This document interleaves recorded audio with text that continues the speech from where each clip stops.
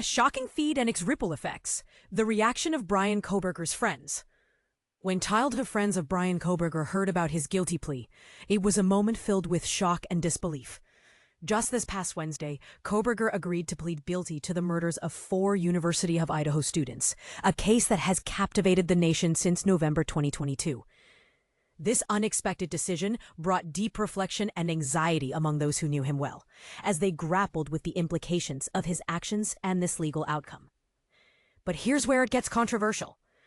Kohberger's friends, who grew up with him in the scenic Pocono Mountains of Pennsylvania, now find themselves wrestling with questions about his true character. Casey Arntz, one of his longtime friends, sent a text to the Idaho Statesman expressing her surprise and dismay about how a person she once knew could commit such a heinous crime. Did he always think like this? Were we ever in danger, she pondered?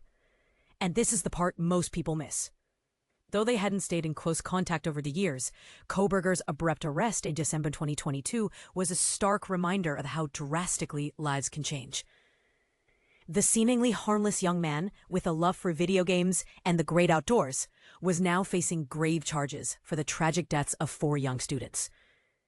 Kohberger, who managed to overcome a troubled past and even battle his addiction, had turned to studying criminal behavior, which some believe might have been a dark curiosity, leading him to seek an understanding of the criminal mind.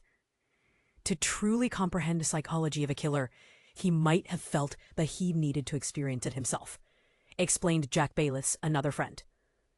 This pivotal moment, where Kohberger admitted guilt to avoid a potentially lengthy trial and a death sentence, had led many to consider, what type of closure does this offer the grieving families? Is justice truly served when the death penalty isn't an option? Kohberger now faces life in prison without hope of parole, leaving the path forward for the victims' families and the community to reflect and begin the healing process. It's hard to understand how someone could carry out such a crime and then go on with their everyday life, remarked then Roberts, a former criminology colleague. It felt like I was looking into an empty void, something almost inhuman. As the community and those affected by this tragic case look to the future, one central question remains. What drove Bryan Kohberger to commit such a senseless act? Every perspective, including Kohberger's own, could shed light on this perplexing mystery.